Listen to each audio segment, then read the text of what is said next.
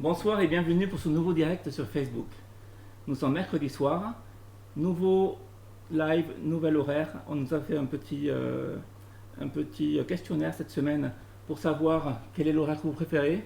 Alors il y a eu du 18h30, 19h, et quand c'était vraiment moitié-moitié, on a décidé de faire un horaire intermédiaire, donc de couper la poire en deux et de vous proposer le live à 18h45. J'espère que ça répondra à la demande de la majorité des gens. Donc ce soir, c'est un live sur les viennoiseries. Avant de commencer, je vous invite à poser des questions durant tout le live. J'y répondrai autant que possible, de façon la plus honnête et la plus claire possible. Donc pour la viennoiserie, nous allons faire ce soir des croissants et des chocolatines. Alors chocolatines, on dit ce terme-là ici dans le sud-ouest. On les appelle également pain au chocolat en région parisienne ou ailleurs en France. Il y a peut-être d'autres noms que je ne connais pas. Donc on va faire des pains au chocolat pour être plus clair et que tout le monde nous comprenne. Et des croissants. Donc pour cela, il va nous falloir de la farine. Donc de la farine de gruau type 45. Si vous n'en trouvez pas, bon, vous en trouverez sur internet facilement. Si vous n'en trouvez pas, vous faites moitié farine de blé type 45 et farine de blé type 55. Ensuite, il nous faudra du sel fin, il nous faudra du sucre en poudre, il nous faudra un petit peu de miel, également de la levure fraîche de boulanger, du beurre qui sera mou et du lait entier qui sera sorti du frigo, donc bien froid, juste sorti du frigo. Pour les quantités, 250 g de farine, 5 g de sel, 30 g de sucre, 10 g de miel, 10 g de levure de boulanger fraîche. Préférez la levure fraîche à la levure déshydratée. Moi je préfère travailler nettement avec la levure fraîche. Le beurre, c'est du beurre doux, du beurre normal de cuisine, et du lait de préférence entier. Donc nous allons faire une détrempe. La pâte à croissant et à chocolatine, c'est une pâte feuilletée en fait. C'est une pâte feuilletée levée. On dit levée parce qu'elle contient de la levure. Donc c'est une pâte qui va pousser et qui va également feuilleter à la cuisson du fait qu'on va lui donner des tours avec du beurre de tourrage. Donc je vais prendre ma farine, d'abord ma levure de boulanger, et je vais la mettre au fond de ma cure, de façon à l'isoler du reste des ingrédients, parce que la levure craint le sel et craint le sucre. Si on les mettait en contact direct, la levure va mourir très rapidement. Donc on va l'isoler avec la farine. Donc en premier, la levure de boulanger, en second, la farine, ainsi elle est protégée, et là je peux y mettre tout le restant des ingrédients sans trop calculer l'ordre, peu importe. Le tout c'est d'avoir ma levure bien isolée dessous. Le miel, je le passe quelques secondes au four micro-ondes pour le liquéfier. Ça sera beaucoup plus facile à le manipuler. Je rajoute mon beurre, donc beurre mou, vous sortez 1 heure avant du frigo, et du lait entier. Le lait par contre il est bien froid, donc vous le sortez du frigo à la dernière minute. Voilà, mon miel est rapidement liquéfié vu la quantité, et je le verse tout simplement. Et je rajoute donc le lait. On a Eric qui nous demande à quoi sert le miel. Alors, le miel va apporter un petit peu de douceur à la pâte, ça va aussi la sucrer et ça va apporter du moelleux aussi à la viennoiserie, une fois qu'elle sera terminée. Voilà, donc nous allons faire pétrir notre détrempe. Alors là, c'est un pétrissage qui dure environ 10 minutes. Donc bien sûr, on ne va pas le faire pendant 10 minutes en live. J'ai une pâte qui est prête en amont, mais on va vous montrer les étapes de A à Z, de façon à ce qu'il n'y ait pas de petits secrets qui fassent que vous la ratiez à la maison. Je commence à vitesse lente, tout simplement pour éviter les projections. Et vous avez vu, j'ai utilisé l'accessoire fouet, l'accessoire feuille, pardon. Là, j'ai 250 g de base de pâte. Dans les 250 g, c'est la quantité de farine. Si je faisais plus de quantité, j'utiliserais le crochet, c'est-à-dire cet ustensile-là, qui sera pour pétrir des pâtes à partir de 500 g de farine. Voilà, une fois que toute la préparation est amalgamée, qu'on a quelque chose de compact au centre, on va accélérer le batteur. Et là, on va compter 10 minutes. 10 minutes de pétrissage. Alors, pourquoi 10 minutes? Alors, je vais m'arrêter parce que j'ai déjà une pâte de prête, comme je vous le disais. Au bout de 10 minutes, on va obtenir cette pâte ici. Alors cette pâte, elle se sera bien formée, elle sera bien homogène, et on aura donc formé le réseau glutineux. Alors dans la farine, il y a du gluten, et ce gluten permet d'avoir une élasticité à la pâte, et cette élasticité, il faut qu'elle soit fabriquée, et on la fabrique en mélangeant. Je vais assez simple dans mes explications, si on rentre dans les détails techniques, je vais vous perdre. Donc c'est pour ça que je parle avec des termes simples. Et on a en fait voulu former donc ce réseau glutineux, et pour savoir s'il est suffisamment formé, il suffit de prendre la pâte, tout doucement comme ceci, de l'étaler entre les doigts, et il faut qu'on arrive vraiment à étaler finement la pâte. Vous voyez ici, si je passe mon doigt dessous, on le voit par transparence, sans que la pâte rompe. Si le réseau glutineux n'est pas suffisamment formé, la pâte en fait elle va se déchirer comme ici. Là j'ai tiré fort volontairement pour vous montrer, mais je vais recommencer ici. Donc j'étale ma pâte tranquillement. Il faut y aller avec précaution, hein. Bien sûr, si on y va trop fort, elle va se déchirer. Et ici, je vois ici au centre là une zone qui devient très très fine, fine. Et là, vous voyez, je vois mon doigt dessous. Si je tapote, pourtant ma pâte reste élastique et je ne passe pas à travers. Ça veut dire que mon réseau glutineux est formé. Et là, je peux arrêter de battre, de pétrir avec le robot. Donc lorsqu'on est à ce stade-là, nous allons mettre notre pâte, notre détrempe, on appelle ça une détrempe, en boule tout simplement. On va le laisser sur le plan de travail, à couvert, pour éviter justement qu'il y ait une croûte qui se forme à la surface. Donc je positionne un papier film comme ceci, et on va laisser pousser la pâte une demi-heure. Donc bien sûr, en 30 minutes, la pâte ne va pas changer d'aspect, mais ce temps de pause est nécessaire. Alors pour les besoins du direct, on va volontairement sauter cette étape, ce temps de pause. Donc je vais poursuivre directement. Mais à la maison, surtout, il ne faut pas le sauter, vous le respectez bien. Donc une fois que notre pâte a bien poussé, imaginons qu'une demi-heure s'est écoulée, l'aspect de la pâte reste le même, nous allons bien l'aplatir pour bien la dégazer. Il y aura un petit peu de gaz qui va se former, c'est dû à la levure. Il y aura une légère pousse, invisible à l'œil nu, mais pourtant il y aura une formation de gaz carbonique qui se sera faite. Et ensuite je vais la remettre en boule, tout simplement, comme ceci.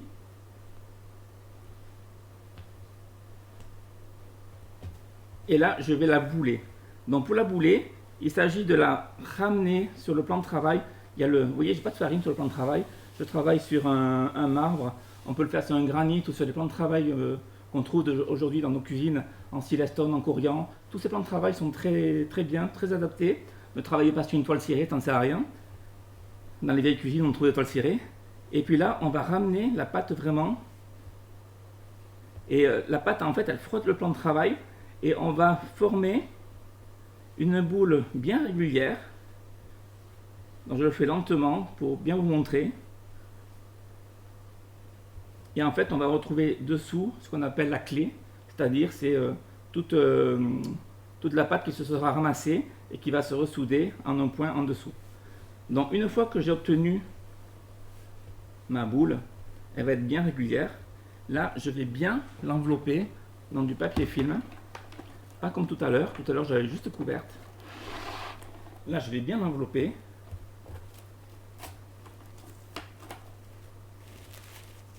Et je vais la mettre au frigo jusqu'au lendemain. Alors c'est une pâte qui a besoin de repos. C'est bien de le faire la veille. Si vous le faites le matin pour le soir, ça pourrait fonctionner, en imaginant que la détrempe passe plusieurs heures au frigo, entre le matin et le début de soirée, ou la fin d'après-midi. Mais c'est mieux si vous pouvez le faire en amont, donc démarrer la recette dès la veille. Vous voyez, il n'y a rien de compliqué. On a juste mélangé des ingrédients, fait pousser la pâte 30 minutes, mis en boule et au frigo. Alors Gaëtan, je vais te donner ma pâte, tu vas la mettre au frigo s'il te plaît. Et il y en a une autre qui nous attend, qui est prête, qui a bien posé avec le beurre de tourage. On a une question de Guillaume qui nous demande si on peut utiliser du beurre classique pour réaliser les croissants. Oui, on peut, mais ça sera un peu plus compliqué car le point de fusion du beurre est différent du beurre de tourage, donc il va fondre plus rapidement rien qu'à la chaleur de la main. Donc vous risquez d'avoir quelques petits problèmes de tourage. Donc si vous avez du beurre de tourage sous la main, ou demandez ça à votre pâtissier, boulanger, s'il peut vous en vendre un petit peu, Sinon, vous pouvez le commander également sur le site. On vend des plaques de 2 kg. Si ça vous fait trop, vous pouvez le congeler. Vous le coupez en 4 ou en 8 et vous congelez l'excédent sans aucun problème. Mais c'est quand même mieux de démarrer avec un beurre de tourrage qui va vous permettre de bien progresser. Et lorsque vous aurez la technique vraiment bien acquérie, vous pourrez vraiment tenter votre chance avec du vrai beurre. C'est pareil pour la pâte feuilletée classique ou la pâte feuilletée inversée. Voilà, donc pour continuer notre recette, j'ai ma détrempe qui a très légèrement gonflé durant la nuit au frais, mais elle est emprisonnée dans le papier film, donc elle n'a pas réussi à bien se développer. Et j'ai mon morceau de beurre, donc beurre de tourrage qui correspond à 150 g de beurre de tourrage pour cette quantité de pâte. On a Florence qui nous demande également où est-ce qu'elle peut trouver donc, le KitchenAid, le robot avec le bol transparent sur Meilleur du Chef. Non, le bol est vendu séparément et il n'est pas vendu sur le site. Vous allez le trouver sur internet, mais dans des grandes enseignes qu'on connaît bien en France. Mais le bol en verre n'est pas vendu d'origine avec le KitchenAid. C'est des cuves en inox. Alors nous, on le fait avec des bols en verre pour que justement vous puissiez voir à travers avec la caméra. Si j'avais une cuve opaque, ça serait vraiment pas intéressant à votre niveau. Mais faites-le à la maison avec une cuve en inox, c'est pareil. Après, si c'est juste pour une question de design, bon là, il suffit de l'acheter, vous allez le trouver facilement sur internet. Donc ma pâte est bien froide, elle est ferme parce qu'elle contient du beurre bien sûr, et donc elle est bien froide. Et je vais juste l'aplatir, donc pour la dégazer.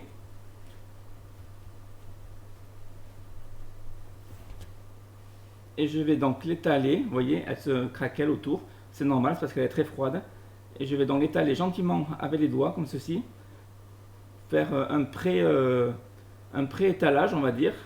Je ne sais pas si c'est très français, mais bon. Comme ceci. Et on va commencer à lui donner une forme un petit peu carrée.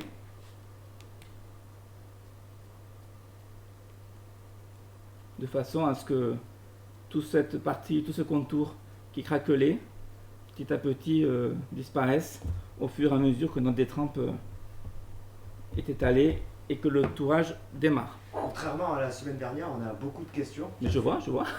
Et on a notamment Mich Savoie qui nous demande avec quel miel elle peut faire cette pâte. Peu importe le miel. Vous choisissez le miel que vous aimez. Tous les miels fonctionnent. Que ce soit du millefleur, ce que vous avez. Et ensuite, nous avons Myriam qui nous demande si on peut partir sur une base de feuilletage inversé pour la recette de viennoiserie. Non. Le feuilletage inversé, c'est pour la pâte feuilletée. Même en incluant de la levure. Oui. Vous faites la pâte feuilletée inversée pour faire un millefeuille par exemple, mais pour les viennoiseries, non, parce que le tourrage est différent de la pâte feuilletée classique. Donc, non. Voilà.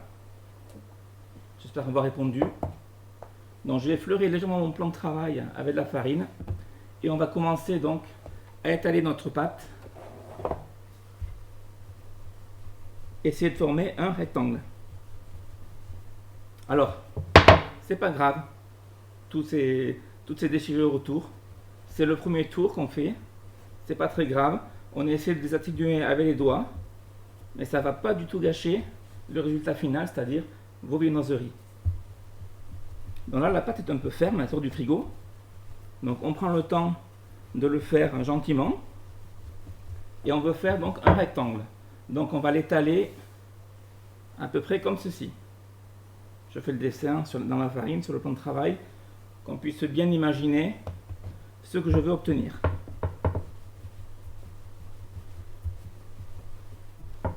Et on essaye de rester le plus possible rectangulaire, surtout dans les angles.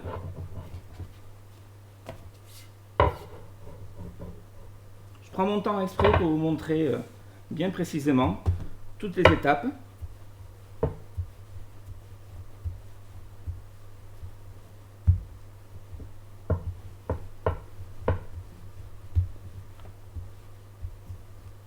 Voilà, comme ceci.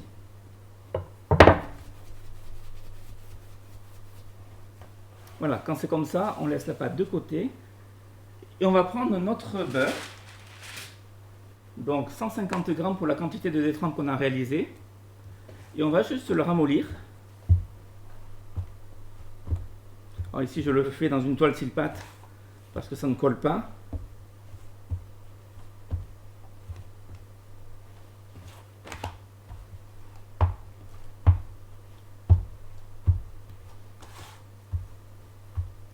Donc, le beurre est bien froid, hein. Il vient de sortir du frigo, bien sûr. Il n'est pas du tout sorti à l'avance. C'est moi qui le ramollis avec le rouleau. Voilà. Quand je suis à ce stade-là, je peux le retirer du Silpat. Et je vais prendre maintenant une feuille de papier sulfurisé. Et je vais venir déposer mon beurre au centre. Et je vais le façonner de façon à former un carré ou un rectangle. Alors je pars à peu près, je vais prendre une mesure avec la règle pour bien vous guider. Vous voyez, je l'enveloppe bien et je le retourne et je suis sur environ, alors moi bien sûr je l'ai fait comme ça à vue de nez, je suis à 17 sur 14 et là je vais bien l'étaler de façon à amener tout le beurre sur toute la surface du carré de papier, bien dans les angles, et qu'il soit vraiment sur une épaisseur uniforme.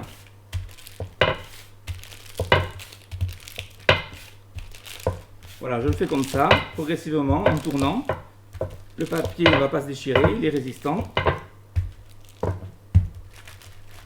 Et j'obtiens vraiment un rectangle quasi parfait, jusqu'à ce que le beurre aille bien sur tous les bords. Voilà, là j'égalise bien la surface, comme ceci. Je reprends ma détrempe et je la positionne dans ce sens-là, sur mon plan de travail. Je vais prendre mon beurre. Voilà, si on avait pris du beurre de cuisine, pour répondre à la question de tout à l'heure, il serait déjà pas fondu, mais il serait beaucoup plus luisant parce qu'il aurait la surface partiellement fondue avec la chaleur de la main, du rouleau, la manipulation. Là, il est encore bien terne, donc il n'est pas du tout fondu, il est encore bien froid, cependant il est souple. Voilà, là je positionne ma pâte, mon beurre au centre, je vous montre. Je remets le papier pour bien l'appliquer, je passe un petit peu le rouleau pour bien le faire adhérer à la détrempe et je retire le papier. Et là, je vais venir fermer mon beurre donc dans la détrempe en remontant le bas de la détrempe et en descendant le haut de la détrempe. Vous allez remarquer que j'ai laissé un espace de pâte ici d'environ 1 à 1,5 cm volontairement, de façon à bien pouvoir souder les bords.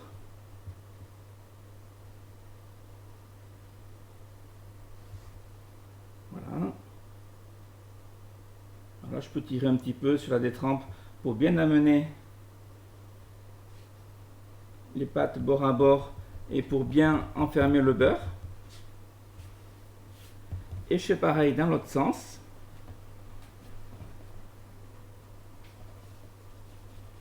Et j'essaie de faire en sorte que cette bordure de pâte et cette bordure de pâte ici se rejoignent quasi bord à bord, qu'il n'y ait pas de superposition.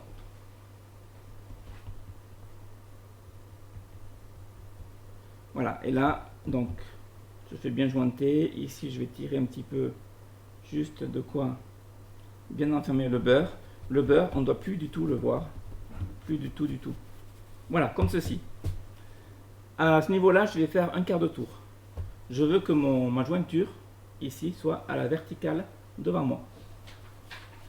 Je vais fleurer très légèrement mon plan de travail. Vous voyez, j'en mets très peu. Et là, je vais abaisser ma pâte en long. Toujours faire une bande. Et le beurre va suivre dans le mouvement, le beurre qu'on a mis dedans. Et va donc s'abaisser en même temps que la détrempe. Vous voyez, la détrempe ici au centre, la pâte ne va pas se réouvrir. Elle est bien soudée. Et on y va progressivement. On n'est pas pressé. Il n'y a rien de compliqué. Il suffit de suivre vraiment les instructions, ce que je suis en train de faire. Et vous allez y arriver pareil à la maison. Alors on a eu deux questions pendant ce temps-là. Oui. Il y a Tayeb qui nous demandait quelle farine utiliser pour la pâte à croissant. Alors, comme je le disais, j'ai utilisé de la farine de gruau type 45 qu'on trouve facilement en vente sur internet, un peu plus difficilement peut-être dans le commerce en grande surface. Si vous n'en avez pas, vous faites un mélange 50% farine type 45 et 50% farine type 55. Et ensuite, on a Eric qui nous dit que certaines recettes contiennent de la poudre de lait. Est-ce que ça change quelque chose? Il y a des recettes, j'ai eu une recette avant celle-ci qui contenait de la poudre de lait, c'est une autre recette. Donc toutes les recettes de croissants n'ont pas de la poudre de lait. Et celle-ci n'en contient pas. Celle-ci elle contient du lait entier, du lait à l'état liquide. Voilà, donc je continue à étaler ma pâte. Vous voyez, j'ai déjà obtenu quand même une forme assez carrée dans les angles. Donc ça, il faut que je le maintienne.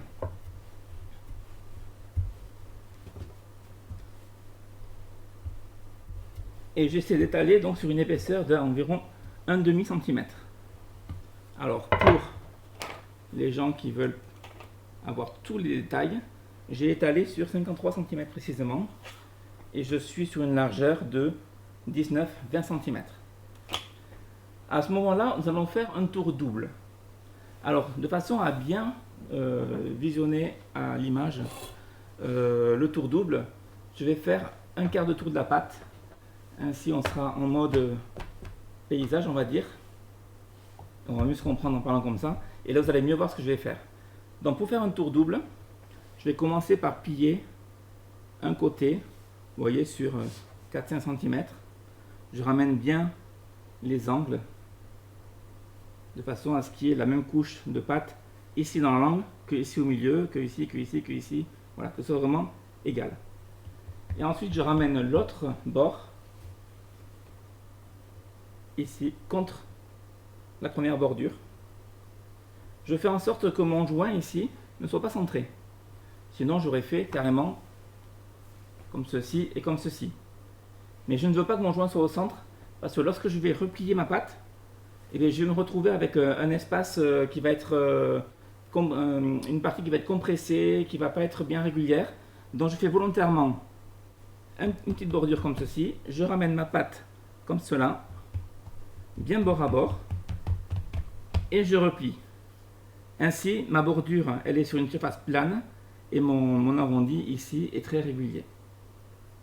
J'espère que j'ai été bien clair pour tout le monde. Et à ce stade-là, j'ai fait donc un tour double. On peut le voir ici à la caméra.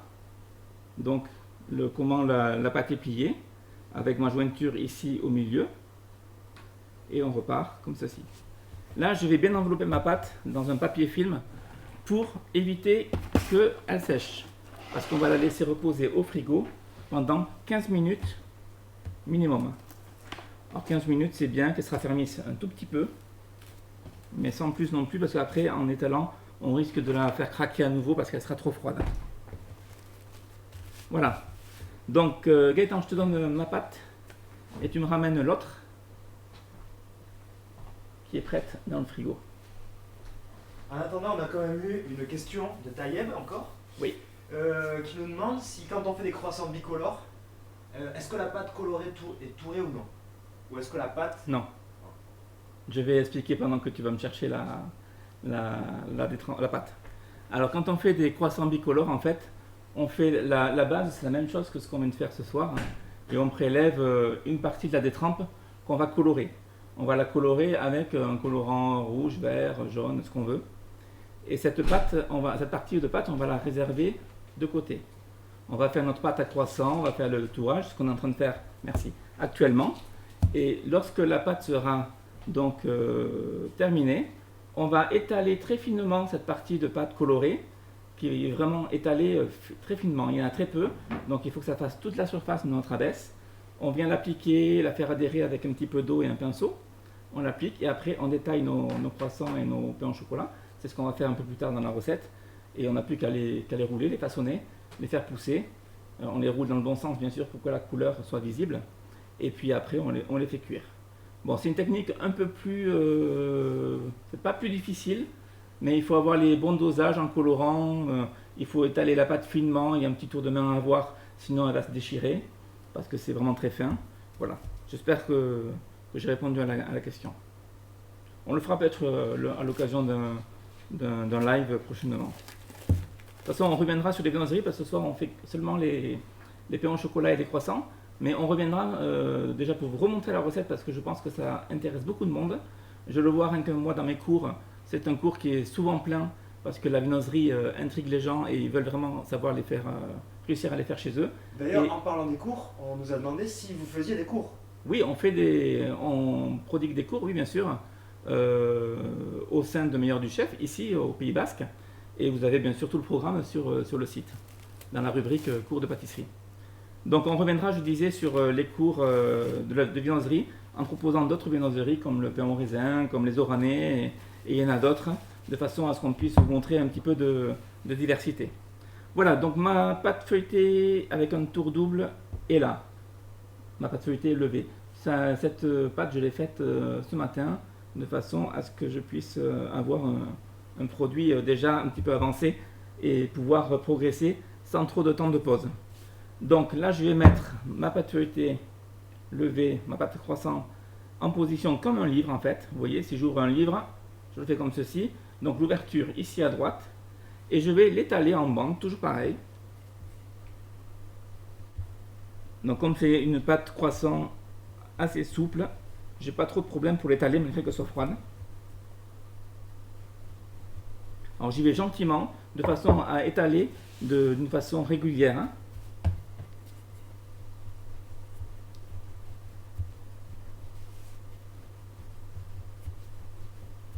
Et je veille à garder bien sûr mes angles bien carrés. On ne part pas dans tous les sens. Et j'étale bien sûr toujours dans le même sens. Je n'étale pas dans ce sens-là.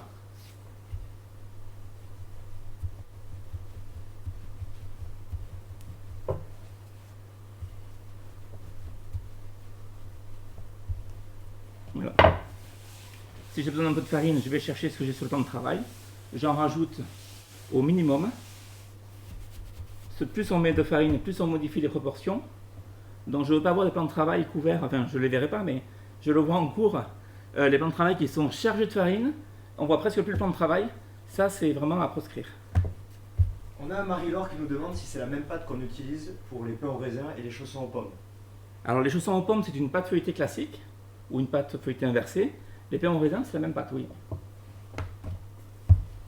Alors je continue à abaisser.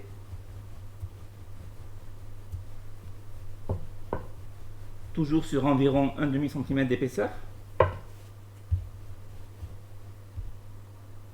Voilà, comme ceci. N'essayez pas de faire une quantité de pâte plus importante. Partez toujours sur une base de 250 grammes.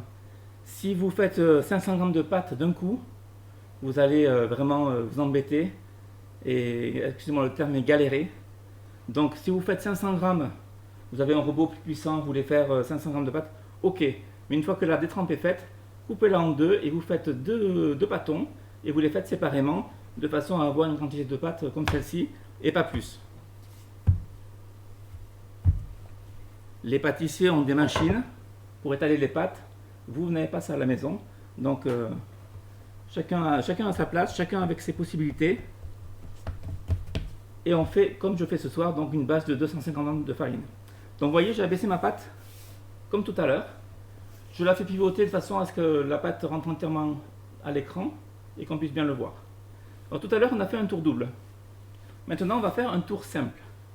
Alors, pour faire un tour simple, on va diviser la pâte en trois. On va imaginer, comme ceci. Et on va faire un pli de la droite vers le centre. Je ramène bien les angles. Et un pli de la gauche vers le centre. Et je ramène bien les angles bord à bord. Si vous avez compris ça, vous avez tout compris, la pâte est terminée. Nous n'avons plus qu'à la façonner. Avant le façonnage, on va la laisser poser au frigo pendant au moins 30 minutes. Vous pouvez bien sûr la réaliser la veille, la faire sur 2 jours, sans aucun souci. Et on va l'étaler, donc j'ai une pâte qui est toute prête dans le frigo, qui est déjà abaissée sur une épaisseur de 5 mm. Donc tiens Gaëtan, je te donne ça, et tu me ramènes la plaque s'il te plaît, qui est déjà étalée. Voilà. Ça va vite à l'écran bien sûr, le travail est un petit peu mâché. Sinon, le live durerait 3 heures. Mais au moins, il n'y a pas de temps mort.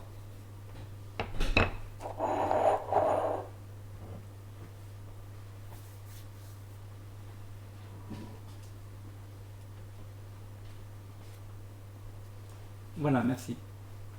Donc, du carré de pâte que j'avais juste avant, je l'ai abaissé, alors dans les deux sens cette fois, de façon à obtenir un rectangle de pâte qui fasse, ici j'en ai deux l'un sur l'autre, hein, qui fasse 5 mm d'épaisseur environ. Ce rectangle de pâte doit faire environ entre 30 et 40 cm, un rectangle de 30 sur 40, pardon, de façon à avoir, on devrait pouvoir sortir 3 chocolatines ou 3 pains au chocolat et 4 croissants à peu près avec ce morceau de pâte. Alors je vais faire sur un pâton, donc ici j'ai 2 fois la recette, hein, 2 fois 250 g de farine.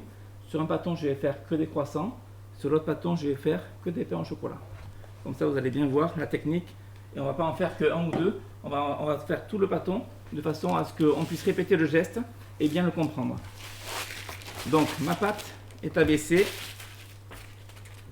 elle est froide, hein, elle sort du frigo, elle est sur un plan de travail qui est très peu fariné, il n'y a quasiment pas de farine, la seule farine que j'ai c'est la farine qui est sur la pâte, vous voyez il y en a très peu, et je le mets donc bien à plat. Je vais prendre une règle graduée, donc ces règles on les trouve aussi sur le site, c'est pratique pour faire les découpes en pâtisserie, n'utilisez pas la règle du bureau parce que bon, c'est pas très propre.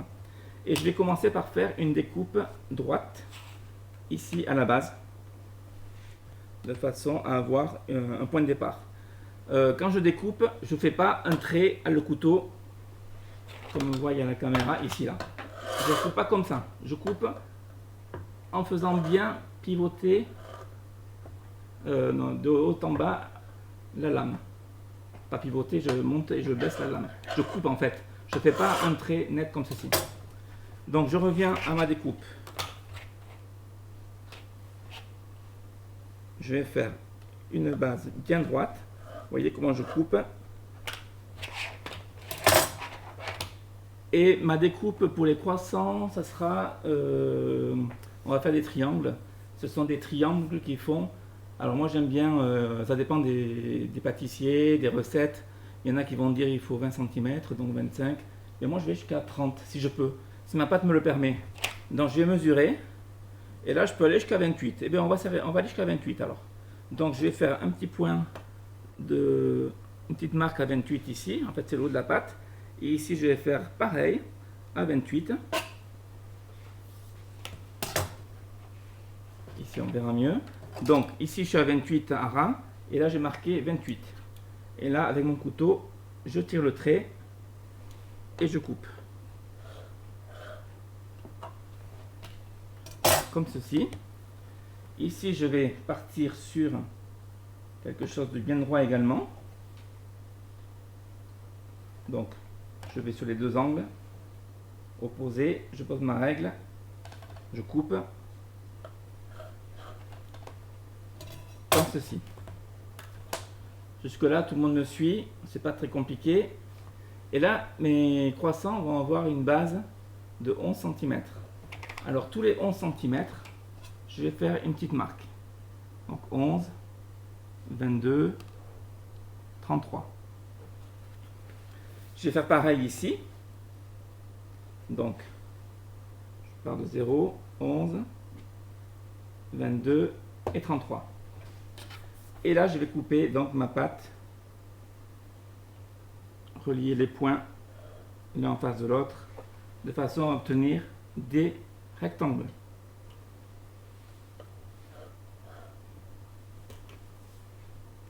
Ici nous allons faire 6 croissants. J'ai 3 rectangles. Et avec ces 3 rectangles, je vais les couper en deux par la diagonale et obtenir donc 6 triangles.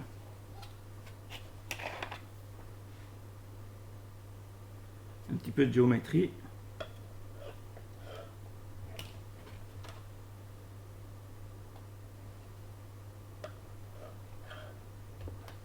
Voilà, plus le triangle sera long, plus le croissant sera gros et sera rond. il faut mieux que la base soit un peu moins large et le croissant plus long pour avoir des croissants bien gonflés.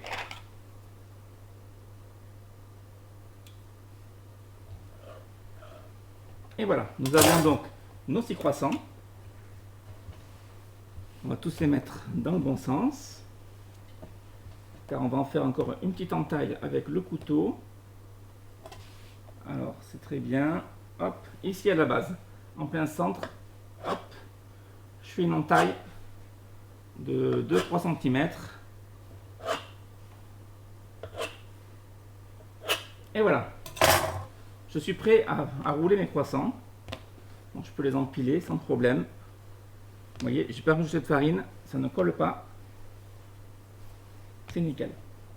Alors, pour le façonnage. Alors avant, chef, Oui. On a eu beaucoup de questions qui sont arrivées. Oui. Vraiment beaucoup de questions. Alors d'abord, on a Guillaume qui nous demande si un laminoir c'est bien pour les croissants. Oui, c'est très bien. Les pâtissiers utilisent un laminoir. C'est très très bien parce que lorsqu'on étale au laminoir, on a quelque chose de vraiment régulier. Les couches vont être vraiment nickel. Donc on va avoir les superpositions de pâte, beurre, pâte, beurre, pâte, beurre qui seront très régulières. Et ça va se ressentir à la cuisson. Bon, en le faisant à la main, comme je l'ai fait là ce soir, vous aurez un très bon résultat. Cette pâte, je vous remontre celle-ci qu'on fera tout à l'heure en pain au chocolat, je l'ai abaissée au laminoir. Je ne vous le cache pas, mais vous arriverez à le faire à la main au rouleau à pâtisserie. Ensuite, nous avons quelqu'un qui nous demande si la recette sera en vidéo sur le site. Oui, oui, oui, bien sûr, Tout à fait. comme d'habitude. Et où est-ce qu'on peut trouver les barres chocolatées qui sont à l'intérieur? Alors, voilà, c'est ceci. Ça, c'est les barres chocolatées pour pain au chocolat de chez Cacao Barry. Bon, la boîte est entamée, mais il y a deux tailles. Il y a des boîtes de 500 bâtons, c'est le cas d'ici, qui sont des petits bâtons étroits. Alors ici, quand je fais les pains au chocolat, j'en mets 2. Sinon, on a des boîtes de 300 bâtons qui, eux, sont à peu près 2 fois plus larges. Il faut imaginer que ça fasse 100 en largeur. Mais au lieu de 2 bâtons, c'est un seul bâton. Mais moi, je préfère mettre 2 bâtons. Comme ça, on trouve le chocolat à 2 endroits dans le pain au chocolat. Et c'est plus sympa, je trouve. Ensuite, nous avons Tatiana qui nous demande si on peut faire 2 tours doubles au lieu d'un tour double plus un tour simple. Non. Si on fait un tour double et un tour simple, c'est qu'une raison. Si on fait 2 tours doubles, on risque d'abîmer de faire trop de tours et la pâte, au lieu de lever comme il faudra, eh bien, soit elle va trop lever, soit pas assez, mais ça va gêner la pousse de la pâte et à la cuisson, ça risque de se déformer. Ensuite, qu'est-ce que vous faites de toutes ces chutes de pâte? Alors, toutes ces chutes, vous voyez, je les ai mises sur le côté, je les laisse à plat, je n'en ai pas fait une boule. Alors, ce qui signifie que, bon, déjà pour les gourmands, si vous voulez, on peut faire des petits croissants comme ça qu'on va cuire en même temps que les vrais croissants et les enfants qu'il y a autour ou les gourmands vont le manger. Sinon, c'est pareil pour la pâte feuilletée classique. On met les chutes l'une sur l'autre comme ceci, bien à plat, et après on les réétale. Et bien sûr, on n'aura pas le résultat aussi beau qu'avec une pâte à croissant qui vient d'être faite, mais on aura quand même ce côté viennois, ce côté feuilleté qu'on recherche dans une viennoiserie. Et ça peut être sympa pour faire des viennoiseries un petit peu différentes, un peu plus fantaisie. Et enfin, on a Alexandra qui nous demande si on peut remplacer le beurre par de la margarine. Alors la margarine, le beurre de tourage, c'est une margarine. Attention à ne pas prendre n'importe quelle margarine. Il y a des margarines à température ambiante qui sont très molles et qui vont vous faire plus obtenir un résultat catastrophique qu'un résultat potable. Donc moi, je vous recommande essayez auprès de votre pâtissier boulanger. S'il ne veut pas, pour une raison ou une autre, vous pouvez le commander sur le site, bien sûr. Mais cotisez-vous à 2-3 personnes, vous êtes intéressé de faire ces recettes à la maison. Achetez une plaque et partagez-la une fois que vous l'avez reçue à la maison. Ça vous reviendra beaucoup moins cher. Et puis voilà, c'est une solution. Après, sachez que ce beurre se trouve uniquement dans les enseignes réservées aux professionnels. Sauf cas exceptionnel, ça doit exister, mais bon, c'est très très rare. Donc, vous n'avez pas accès à ces magasins. Donc, soit vous l'achetez chez Meilleur du Chef, on le propose, soit vous l'achetez chez votre pâtissier, mais il n'y a pas de 50 000 solutions. Et du coup, les quantités changent? Non, Non? Non, non. Et le temps de repos de la pâte? Non, tout reste pareil. On change de beurre. Si, on peut le faire au beurre de cuisine. Comme je le disais au début, ça va être un peu plus délicat avec le point de fusion du beurre. Il va fondre plus facilement. Mais si on maîtrise bien la technique, on peut vraiment le tenter. Et les quantités ne changent pas. La farine reste la même, le beurre reste le même, tout est identique. Et les temps de repos aussi. Donc ici, je reviens à mes croissants. J'ai obtenu donc 6 triangles. Et je vais positionner mon triangle comme ceci, avec la pointe vers moi. Hop, comme ça, on voit mieux. Je vais commencer par élargir la base du triangle, l'élargir en tirant, tout simplement. C'est pour ça qu'on a fait une encoche à la base, de façon à ce que la pâte ne se déchire pas et qu'on puisse vraiment élargir. Et après, je vais tirer sur la pointe, donc tirer légèrement, il ne s'agit pas de tout déchirer. Vous voyez, je l'allonge. Et après, nous allons donc rouler notre croissant. Alors, on commence par ici les 2 pointes. Et progressivement, on roule. Alors, au début, on le roule avec les doigts, comme ceci. Et après, avec les paumes des mains, on roule délicatement. On écrase les bords. On écrase. Attention, quand je dis écraser, on y va quand même à précaution. Mais on écrase un petit peu de façon à ce que les bords se roulent. Et on tire vers soi, gentiment, de façon à ce que le rouleau soit bien régulier, bien proportionné. Voilà, comme ceci. Et la pointe du croissant qui est ici, je la montre volontairement, on fait en sorte qu'elle reste dessous. Parce que sinon, lorsque la pâte va pousser, la pointe va se relever. Tandis que là, la pointe elle va rester dessous, elle va rester coincée et le croissant va rester bien rond. Je recommence. J'élargis la base. J'allonge mon triangle.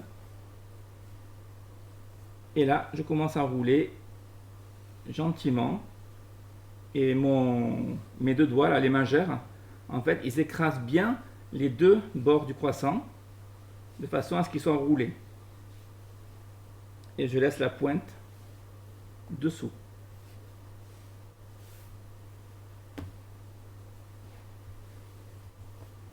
Alors certains taillent les triangles de pâte en faisant vraiment des triangles bien réguliers.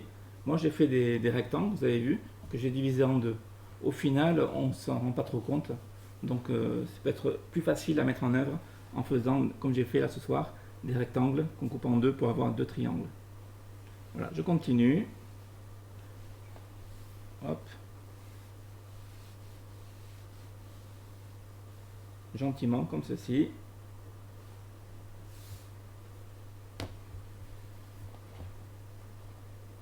On nous demande également si on peut introduire de l'améliorant dans la pâte.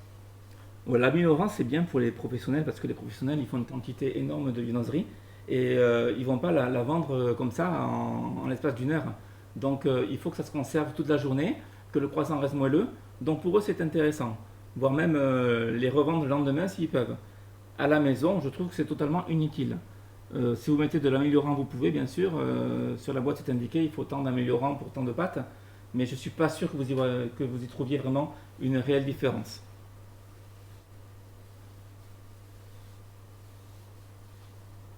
Voilà. Là aussi, on prend son temps. Vous voyez, s'il ne fait pas trop chaud dans la pièce, la pâte, elle ne craint pas trop la chaleur en fait. Hein, malgré que ce soit une pâte feuilletée. Et elle reste un petit peu élastique comme il faut. Et là, je peux y aller gentiment.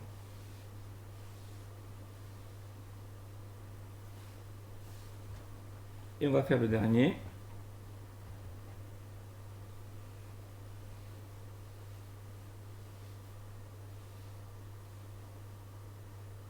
Et voilà, comme ceci. Donc, lorsqu'on en est à ce stade-là, on va les plaquer. Donc, on prend une plaque à pâtisserie, recouverte d'un papier sulfurisé, c'est mieux. On peut mettre un silpate, mais bon, le papier sulfurisé, c'est très bien. Et on les positionne, donc, la pointe dessous, bien sûr,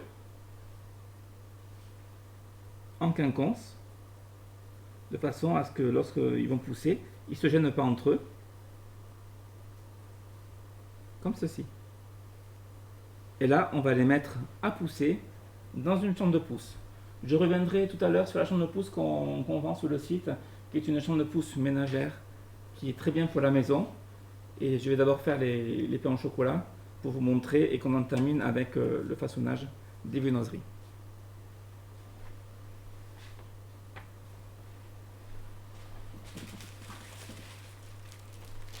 Seconde de pâte.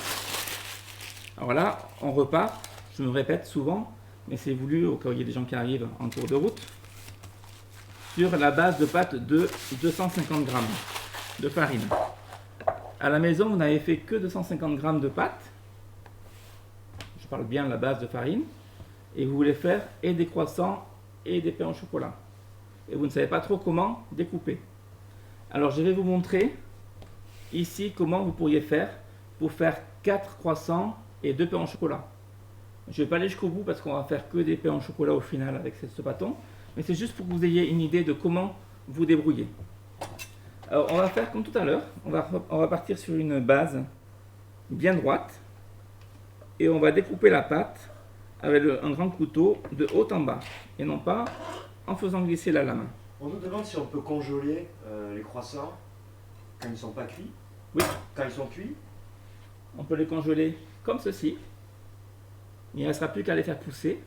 Alors bien sûr, le temps de pousse sera plus long parce qu'il faut d'abord qu'ils décongèlent et après qu'ils poussent. Mais il faudra compter entre 2h30 et 3h. On peut les congeler une fois cuits. Dans ce cas-là, on les repasse au four à 150 degrés pendant 10 minutes. Juste le temps de les faire dégeler et de les réchauffer. Et ils seront vraiment fantastiques au goût. C'est quand même la meilleure solution de les cuire jusqu'au bout. De les mettre au congélateur de façon pas n'importe comment. Il faut les mettre dans une boîte bien rangée, qui ne s'abîment pas, qui ne prennent pas les odeurs du congélateur. Et le jour où on veut les manger, un dimanche matin par exemple, on ne va pas se lever à 5h du matin pour faire des croissants. Vous les sortez, vous vous levez, je sais pas, à 10h, vous les sortez du congélateur, vous les mettez au four à 150 degrés et le temps de préparer le petit déjeuner, et puis vos croissants seront tout frais, tout chaud, tout bon, et ça va être super. Donc je repars sur mes pain au chocolat. Donc je fais une base ici. Et pour faire des chocolatines, non, pain au chocolat, chocolatine, ici on dit ça comme ça, il me faut un rectangle de 14 cm de long. Donc je vais partir sur, je vais former une bande ici, qui fait 14 cm de long.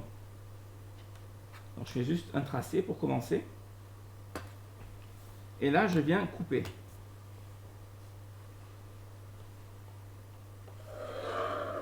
Voilà. Ici, je vais faire mes pains au chocolat. Ici, je vais faire mes croissants. Pour faire les croissants, je fais mes 2 triangles. Donc de 11, il me faut au moins 22. Chose que j'ai. Donc 11. Et après, on claque et claque. J'ai 4 croissants. Et ici, je vais faire des rectangles pour faire mes pains au chocolat. Je pense que c'est clair pour tout le monde. Si ce n'est pas clair, vous regardez à nouveau la vidéo. Une petite marche arrière. Et je pense que vous allez comprendre facilement. Alors je continue pour ne faire que des pains au chocolat. Donc on a dit qu'il nous fallait du 14 cm. Donc je vais mesurer 14 cm ici. Alors 14 cm c'est bien pour avoir des chocolatines qui soient quand même de bonne taille, hein, sans faire des mastodontes non plus, mais qui soient de taille normale. Voilà, et avec ce bout de pâte, je ne le jette pas. Je vais aussi faire des chocolatines tout à l'heure, je vous montrerai. Et ensuite, on va venir positionner donc notre bâton comme ceci. Et on va commencer à positionner notre chocolat. Or ce chocolat, il a la particularité de bien résister à la cuisson. C'est pour ça qu'il y a un chocolat spécial. Si vous prenez du chocolat acheté en plaque en grande surface, vous allez avoir du mal à... Vous allez avoir un chocolat qui va fondre à la cuisson et qui ne va pas être très adapté. Celui-ci résiste mieux. C'est un peu comme ce qu'on appelle les chunks de chocolat. C'est les pépites de chocolat qui sont spécialisées qui sont prévues pour faire des cookies de façon à ce que le chocolat reste entier dans le cookie. Voilà, je viens positionner donc mon chocolat comme ceci, en laissant un petit espace entre chaque. Alors l'espace c'est vraiment minime, c'est quelques millimètres. Voilà, vous voyez, je peux en faire 4 sur la longueur. Donc ça, je vais le pousser pour l'instant. Et je vais venir couper pile au centre pour avoir des rectangles réguliers. Voilà, ici, hop, je régularise. Voilà. Alors, je vais faire pareil avec cette pâte.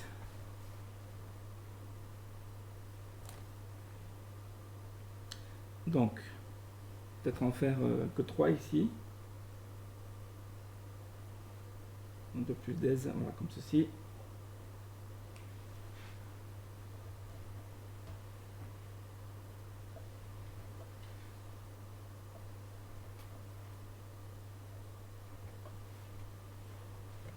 Et ici, je n'avais pas taillé. Hop.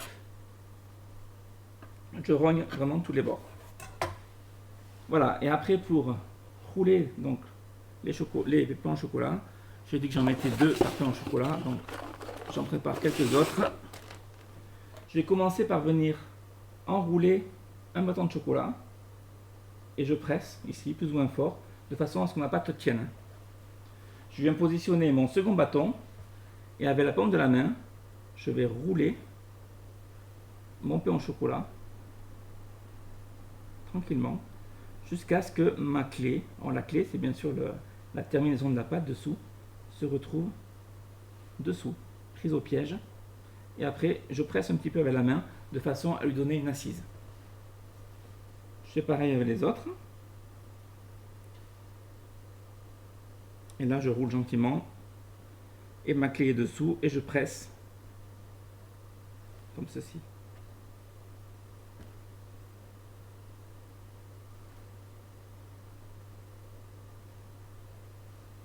Là aussi, ça peut être congelé en l'état. Avec le chocolat. Avec le chocolat, oui. Il ne restera plus qu'à le faire pousser. Donc il y aura un temps de décongélation d'abord et après de pousse. Dans une chambre de pousse ou dans un four. Mais attention à ne pas dépasser les 25 degrés. Parce qu'au-delà, votre beurre va fondre. Et vous aurez beaucoup de gras sur la plaque. C'est pas le but, il faut que le beurre il reste dans la pâte. Et après il y aura la cuisson.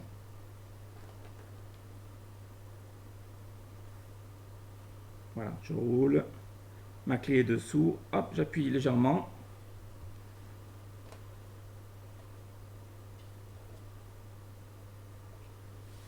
On a Fabienne qui nous demande si on peut mettre du Nutella à la place des barres.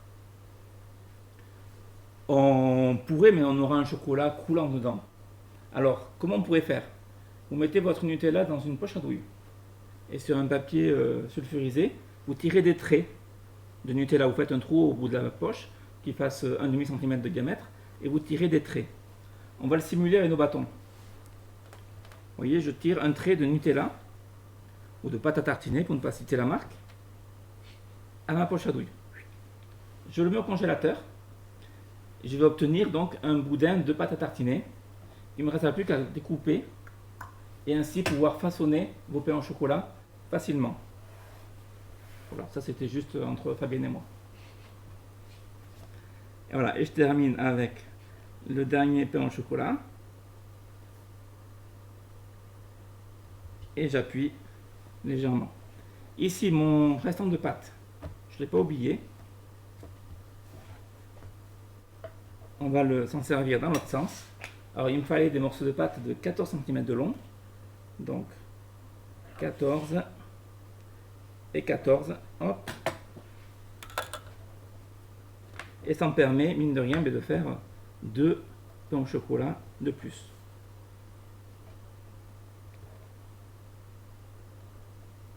Il commence à faire un petit peu chaud, mais on va y arriver.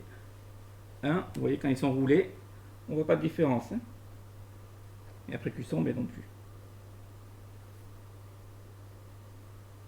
Et 2. Voilà.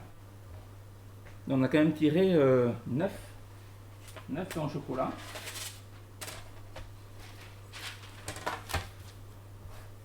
Et on vient les positionner, comme tout à l'heure pour les croissants, sur une plaque.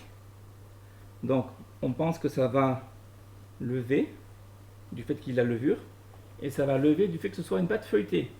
Donc ça va lever en étuve et ça va lever à la cuisson. Il y a une double pousse en fait. Donc on laisse suffisamment d'espace, pas de trop d'espace entre eux, mais de l'espace à ce niveau-là, sur la longueur, de façon à ce qu'ils ne se touchent pas entre eux.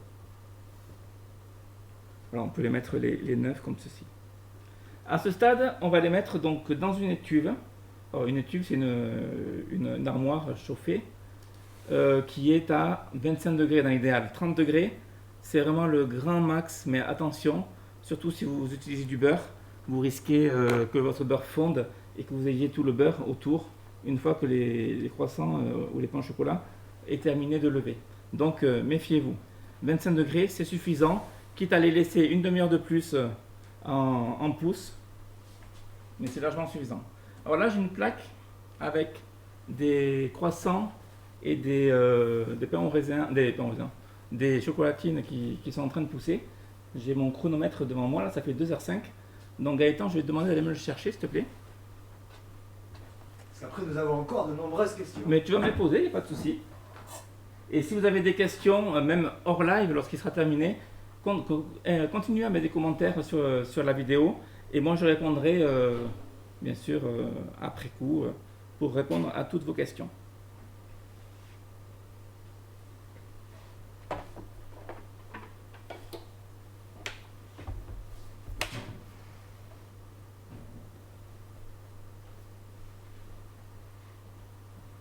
Tiens, t'as qu'à les poser là en attendant.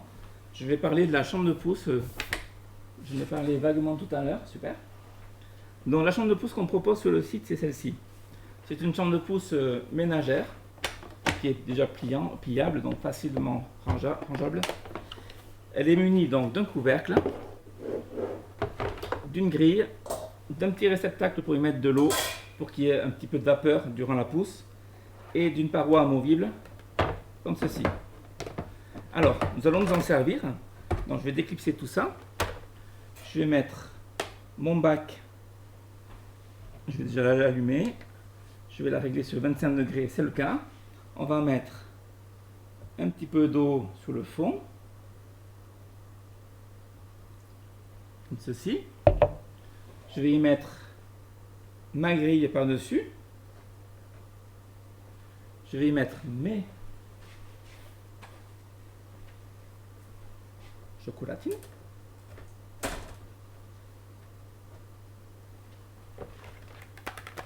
Alors la paroi amovible, je la mets à l'envers, c'est-à-dire que normalement quand on l'ouvre, elle est comme ceci. Et en fait, je la retourne de façon à ce que les charnières qu'il y a ici soient sur le dessus. Sinon, ça ne va pas bien jointer sur le fond. Et je viens positionner donc ma paroi comme ceci. Et là-dessus, je viens positionner mon couvercle. Comme ceci. Voilà, et là, je laisse pousser donc pendant 2 heures environ mes viennoiseries. Si vous ne l'avez pas vu à l'image, ici, on a un petit affichage digital qui nous montre la température sur laquelle on a réglé. Et on peut monter jusqu'à 30 degrés, si je ne me trompe pas, même plus. On peut monter jusqu'à même 49 degrés. Voilà. Ça, c'était pour la petite histoire. Je redescends à 25. Voilà. Là, on laisse pousser pendant 2 heures. Alors, je vais juste mettre ça de côté pour pouvoir poursuivre. Et donc, les viennoiseries que tu m'as ramenées. Je vais vous aider, chef. Je vais vous aider. J'ai des bras longs, mais quand même.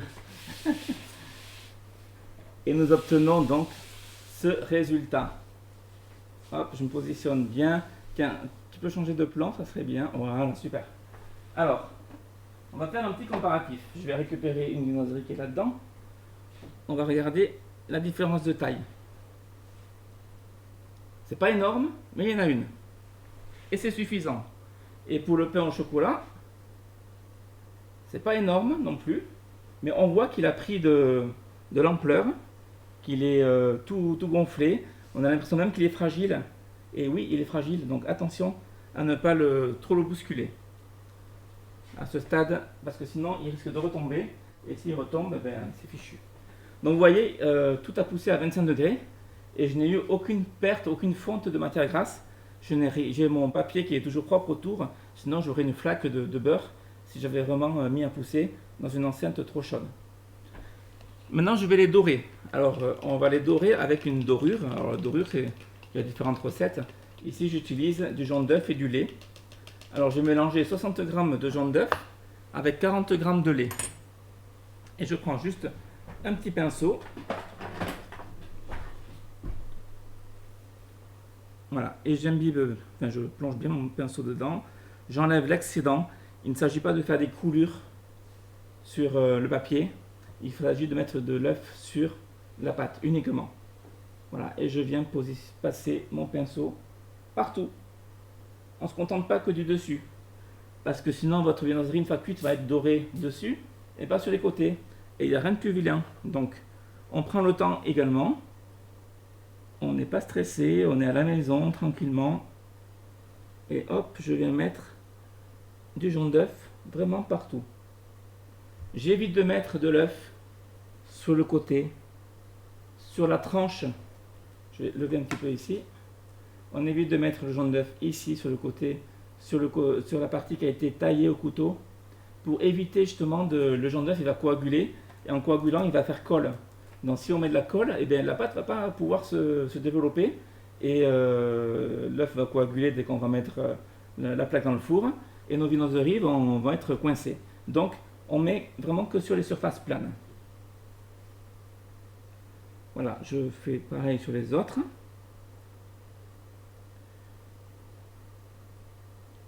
Il est quelle heure? Ah oui, déjà, ça fait déjà plus d'1 heure. Si tu as des questions, Gaëtan, n'hésite pas. Alors là, j'ai plein de questions pour vous, chef.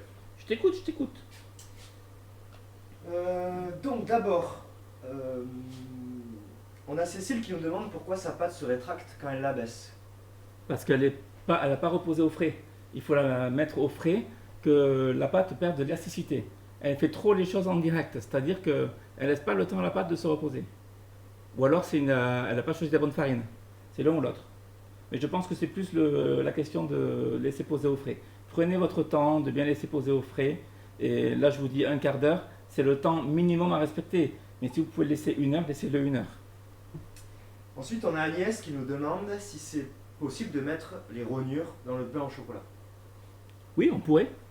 On pourrait, quand on roule, même dans le croissant, quand on le roule, on a encore le triangle de pâte, on met un petit bout de rognure comme ça, ou un peu plus gros même, dans le croissant. Comme ça, il va se fondre dans la masse, et puis on ne va pas s'en rendre compte, et on aura un croissant un peu plus charnu, un peu plus lourd, un peu plus gourmand. Donc bien sûr, on rappelle aux gens qui ont rejoint les recettes en direct en cours que la recette sera sur le site après. Oui. Bien sûr. Ne la cherchez pas sur le site, à l'heure actuelle, elle n'y est pas. Il y a des recettes de croissants, mais ce n'est pas la même. Celle-ci, je vais la mettre dès demain sur le site, il faut que je la rédige.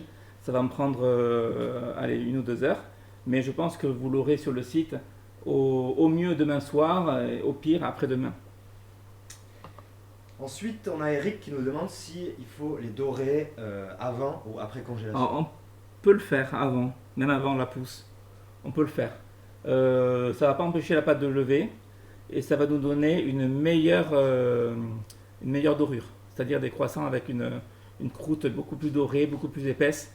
Et ça peut être fait. Il y a certains pâtissiers ou boulangers dorent les viennoiseries 2 fois. Ensuite, on va rappeler également que la chambre de pousse est disponible sur le site de meilleurchef.com. À quel prix? Bonne question. Tu vas aller voir, tu vas me le dire. D'accord.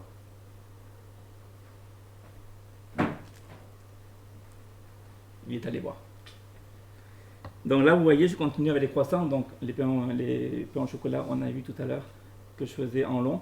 Et pour les croissants, je passe la dorure vraiment sur les parties planes également. Et j'évite d'en mettre sur l'épaisseur. Toujours pour un problème de pousse à la cuisson. Donc la chambre de pousse est au prix de 199,90 €. Voilà. Mais bon, c'est un bon investissement. Je sais que les retours qu'on a de nos clients sont quand même assez bons. Et puis vous ne faites pas que des viennoiseries dedans. Vous faites pousser des savarins, des vapeurs au rhum, enfin tout ce qu'il y a de la levure. Ensuite, est-ce que vous avez utilisé des plaques perforées? Alors, on aurait pu, mais la plaque perforée n'est pas adaptée à la chambre de pousse. Donc on a des plaques, celle que j'ai utilisée là, je mets peut-être, c'est ce format-là, hein, qui fait de mémoire 31 par, tu vas vérifier, par 27 je crois. Sur les plaques traditionnelles, elles font 40 par 30, et 40 par 30, ça ne rentre pas. Par contre, cette plaque, qui est en vente sur le site, rentre parfaitement bien dans le fond de la chambre de pouce, comme vous avez pu le voir à l'image.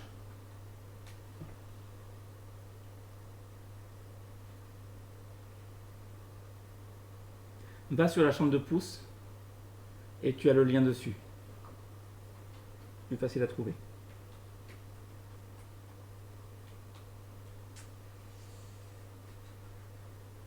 Ensuite, on a Manel qui nous demande si on peut faire la pousse autrement.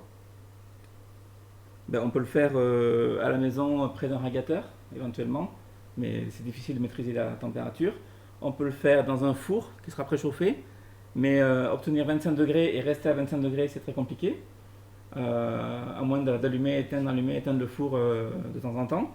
Mais si on l'oublie ne serait-ce qu'une fois, eh bien, on perd tout, quoi, hein, parce que ça ne va pas tenir. On peut... bon, moi j'ai une vraie chambre de pouce. Ici je vous montre la solution pour la maison. Voilà, sinon l'été, c'est derrière une fenêtre au soleil et encore en maîtrisant la chaleur. Même sans le soleil, dans une pièce à température ambiante l'été, c'est suffisant pour pousser. Et puis nous avons Sandrine qui nous demande si on peut se servir de la chambre de pouce pour faire coquer les macarons. Oui. Oui, c'est pas utile d'avoir un ustensile qui vous fasse coquer les macarons. À l'air libre, ils vont sécher tout seuls. On pourrait y cuire des meringues par exemple dans la chambre de pouce. On les met, on les poche, on les dresse, on les met là, et puis on les laisse pendant plusieurs heures. Et petit à petit, eh ben, elles vont sécher et vous obtiendrez de très jolies meringues. Voilà. Donc nous obtenons nos viennoiseries qui sont dorées, comme ceci, poussées et dorées. Ici j'ai les chocolatines qui sont pas poussées, prêtes à être mises en pousse. Et ici dans la chambre de pouce, donc on les voit pas mais elles sont là, les croissants. Donc je vais les enfourner. Alors on n'aura pas le temps d'attendre la fin de la cuisson parce qu'il faut 20 minutes. Je l'enfourne dans un four chaleur tournante à 170 degrés pendant 20 minutes. Et je le mets à mi-hauteur à peu près. Si vous avez deux plaques à cuire en même temps, vous mettez une plaque l'une au-dessus de l'autre en laissant un petit espace parce qu'il faut penser que ça va gonfler. Et qu'est-ce qu'on obtient? Eh bien on obtient ces jolies merveilles que j'ai cuit juste avant le live. Donc on obtient ces jolis croissants qui sont très feuilletés et également ces très belles chocolatines. On peut voir ici tout le feuilletage. On obtient un très très beau résultat. Ils ne sont pas du tout lourds comme ça en les soupesant et je peux vous garantir que vous allez vous régaler avec ces viennoiseries. Vous pouvez les mettre donc, comme je l'ai dit, en l'état dans le congélateur. Vous ne les entassez pas bêtement, ils vont s'abîmer. Vous les mettez bien à plat, bien rangés sur une plaque ouverte ou dans une boîte de façon à pouvoir les conserver. Et le jour où vous les mangez, 10 minutes à 150 degrés dans un four et vous les retrouverez ainsi. Il ne vous restera plus qu'à réaliser cette recette. Continuez à poser vos questions sur Facebook. J'y répondrai dans la soirée ou demain. Enfin, j'y répondrai, ne vous inquiétez pas, mais je vais regarder toutes vos questions et j'y répondrai quand c'est nécessaire. Et j'espère vous avoir donné envie de faire des viennoiseries. C'est une recette facile, vous l'avez vu, il n'y a rien de compliqué. Je ne vous ai rien caché, tout a été révélé ce soir. Donc il n'y a pas de raison que vous n'y arrivez pas. Je vous dis à très bientôt pour une nouvelle recette. Donc très bientôt, c'est mercredi prochain. Qu'est-ce qu'on fera? Je ne sais pas encore. Ça sera la surprise. Et je vous passe une très très bonne soirée et à très vite.